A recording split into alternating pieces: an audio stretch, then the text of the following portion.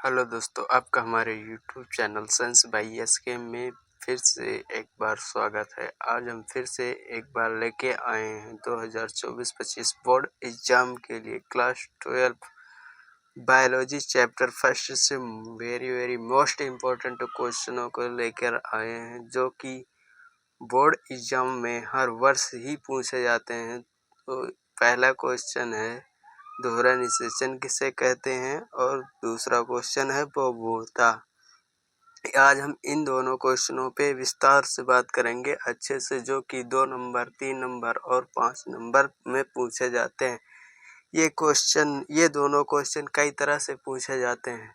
तो चलिए हम पहले क्वेश्चन को देखते हैं कि कैसे है।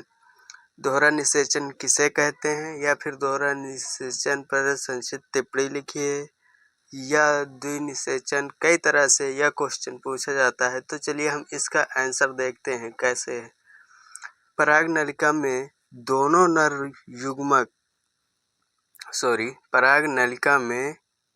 नर केंद्रक नर युग्मक की तरह कार्य करते हैं।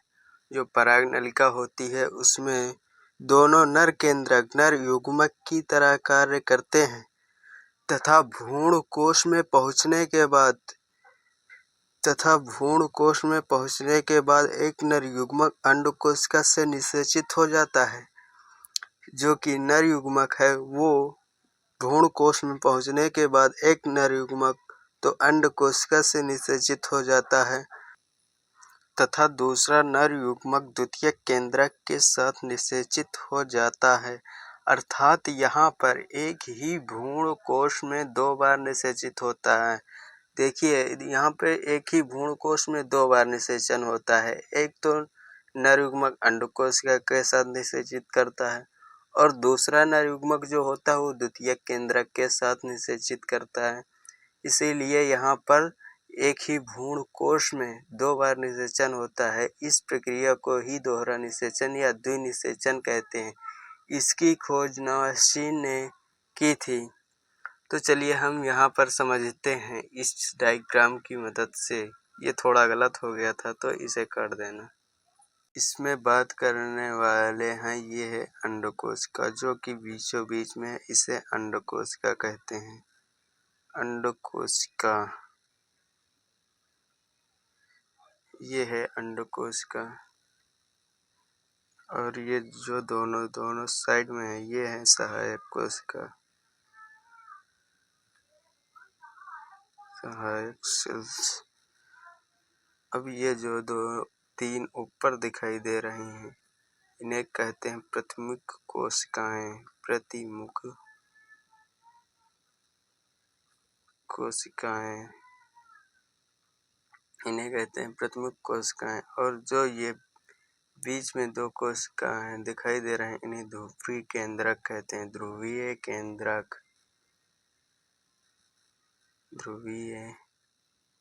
केंद्रक इन्हें ध्रुवीय केंद्रक कहते हैं। इसे ही 7 कोशिकीय और 8 केंद्रकीय कहा जाता है। ये है 7 कोशिका और ये 1 2 3 4 5 6 7 8 केंद्रक है। 7 कोशिकीय और 8 केंद्रकीय इसे ही कहा जाता है। ये भी क्वेश्चन पूछा जाता है। तो हम उम्मीद करते हैं आपको दोहरा निषेचन समझ में आ गया होगा। तो हम आगे चलते हैं बहुभुजता की ओर। एक मिनट, यहाँ से जो परागनलिका आती है वो यहाँ आती है। तो पहले एक नर युग्मक इससे अंडकोशिका से संलयित हो जाता है तथा दूसरा नर युग्मक द्वितीयक केंद्रक के साथ, ये है द्वितीयक केंद्रक, इसी के साथ निषेचित हो जाता है। तो इसे ही दोहरा निषेचन कहते हैं। दोहरा निषेचन। अब हम चलते हैं अगले क्वेश्चन बहुभुजता की ओर।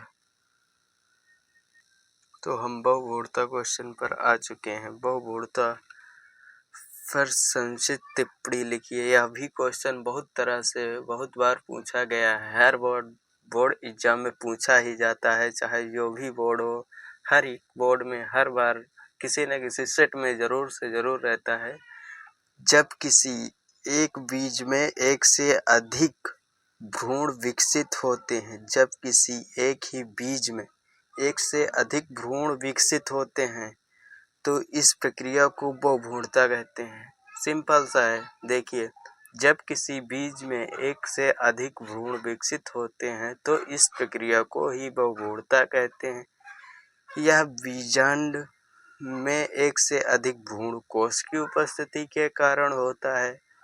हम आशा करते हैं आपको यह क्वेश्चन भी समझ में आ गया होगा। यदि इस तरह समझ में नहीं आया है तो अभी हम यह करके एक तरह और बताते हैं। जैसे पाइननास, संतरा और नींबू में बीज होते हैं। आपने देखा होगा एक ही भ्रूण कोश में कितने बीज होते हैं। तो चलिए हम अगला देखते हैं। हम आशा करते हैं कि बहुभ्रूणता समझ में आ गया होगा। यदि नहीं समझ में आया तो यह भी उसी की परिभाषा है या करके। तो देखिए, एक बीजांड में एक से अधिक भ्रूणों का उत्पन्न होना ही बहुभ्रूणता कहलाता है। यह तो और सिंपल है, एक ही बीजांड में एक से अधिक भ्रूणों का उत्पन्न होना ही बहुभ्रूणता कहलाता है। इसकी खोज एंटोनी वान लीeuwenhoek ने सन 1719 में संतरे में की थी। हम आशा करते हैं आपको ये दोनों क्वेश्चन अच्छे से समझ में आए होंगे। यदि ये दोनों क्वेश्चन आपको समझ में आए तो प्लीज़ चैनल को सब्सक्राइब एवं वीडियो को लाइक और शेयर करना ना भूलें। अपने दोस्तों के साथ शेयर करें जिससे कि उन्हें भी इस वीडियो से कुछ ना कुछ मदद मिले। Thank you watching for video. हम मिलते हैं अगली वीडियो में।